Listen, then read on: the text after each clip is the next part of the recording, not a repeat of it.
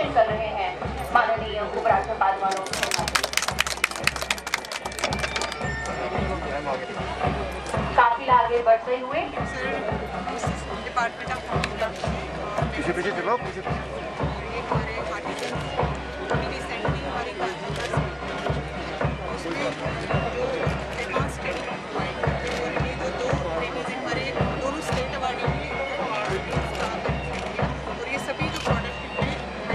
से आप लोगों ने बनाना शुरू किया हैंडलूम की प्रदर्शनी हमारा बेनिफिट अच्छा आ रहा है। और खानदार स्कीम में कब पैसा मिला था? सर हमें अभी जो है रिसेंटली अभी मिला है। और 1 महीना 2 महीना 2 मंथ्स।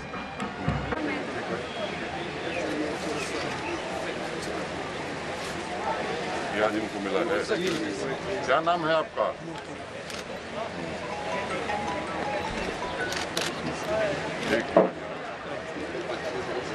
बिजली मेट बच्चे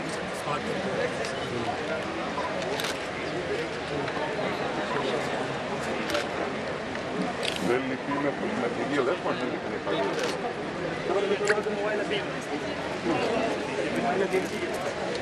हमारे डिपार्टमेंट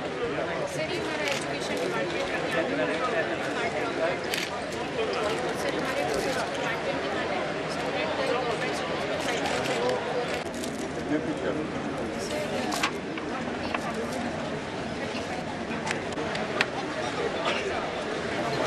मेरे साथ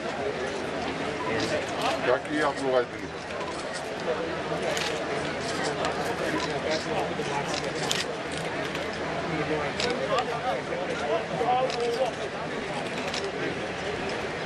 कब तक क्लियर हो जाएगा PMI में PMAY में?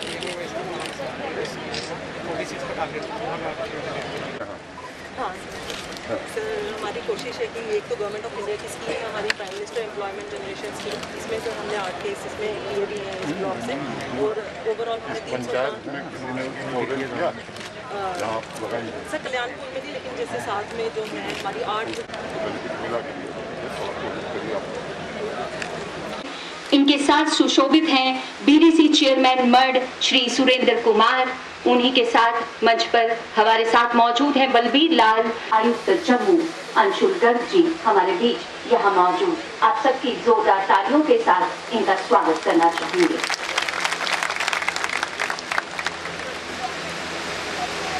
आज विशेष अतिथियों में हमारे बीच brigadier Tiwari, DIG SK Singh IGPSF और सुखनंदन चौधरी पूर्व मंत्री भी मौजूद हैं। आप सभी का भी सहृदय पेमेंट की गई है सर, और सभी वर्क सर टेंडरिंग के जरिए जो हमारी गाइडलाइंस है सर उसके 12 के 12 बॉर्डर ब्लॉक्स के अंदर थे सर, और तकरीबन 20 करोड़ की पेमेंट हमने इन वर्क्स के अगेंस्ट की है सर। सर ब्लॉक के अंदर खर्च हुआ है सर, और 499 बेनिफिशियरीज हैं सर जिनको प्रधान। और मैं आपसे कहना चाहता हूं कि 31 मार्च को जो स्थिति हमारी वित्तीय स्थिति उस पर जरा आप गौर करिए। हमारा जो टैक्स कलेक्शन है, मैं आपसे कहना चाहता हूं कि टैक्स कलेक्शन, बिलों का भुगतान, ये अगर आप देखेंगे तो फाइनेंशियल ट्रांसपेरेंसी और अकाउंटेबिलिटी का असर क्या होता है, ये आंकड़े आपको बताएंगे। कोरोना की महामारी थी, आप सबको मालूम है। देश के बाकी राज्यों से भी आप तुलना करिए।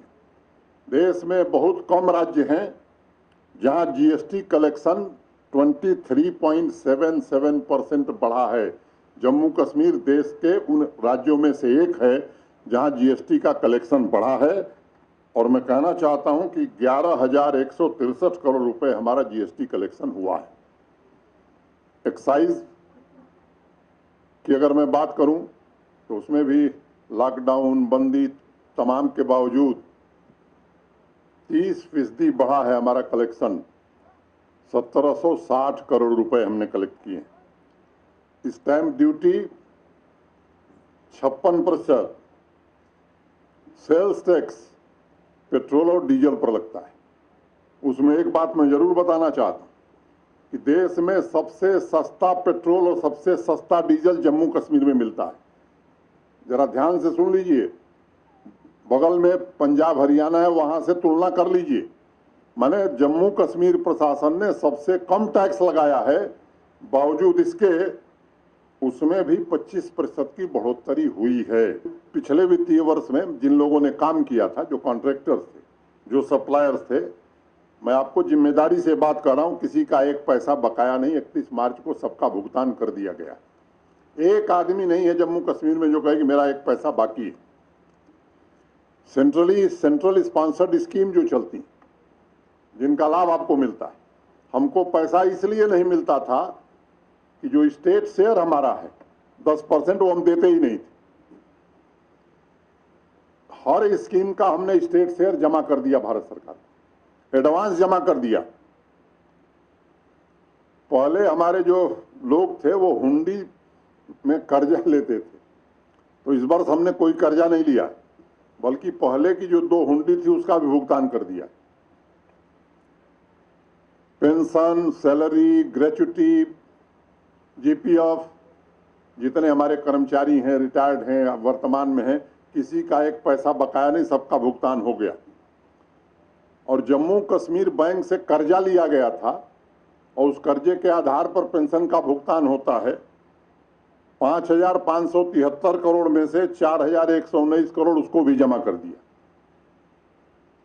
तो बाप कर्जा खाए बेटा भुगते, उस परंपरा को हम लोग निभा रहे हैं। नॉन टैक्स रेवेन्यू हमारा करीब 38% बढ़ा है। अभी कल एनटीपीसी के चेयरमैन मेरे पास आए थे और पावर ट्रेडिंग कारपोरेशन के चेयरमैन आए थे। उन्होंने एक ने कहा कि मुझे 21 साल बाद जम्मू कश्मीर से पहली बार पैसा मिला। 183 करोड़ रुपए पीटीसी को इस बार भुगतान किया गया है। माने जो बिजली हम खरीदते हैं, बहुत लंबे समय बाद जो लोग बिजली देते हैं उनको हमने 891 करोड़ रुपए दिए। और बिजली की बिल का भी जिक्र मैं कर दूं, 600 करोड़ रुपया इस बार ज्यादा वसूली हुई पिछले साल की तुलना में। और अगले बार 1000 करोड़ ज्यादा वसूली करनी ही है, क्योंकि बिजली जो पैसा देता है उसे बिजली न मिले, इससे बड़ा पाप कोई हो नहीं सकता है। भाई जो पैसा दे वो क्यों सफर करे? अगर गरीब आदमी है, असहाय है, तो जरूर हम उसकी मदद करेंगे, लेकिन समर्थ लोग अगर बिजली बिल नहीं देंगे तो न गरीबों की मदद हो सकती है, न बिजली दी जा सकती। मुझे लगता है कि इस व्यवस्था के कारण एक बड़ा परिवर्तन आया है और इसी से आर्थिक और सामाजिक विकास हो सकता है।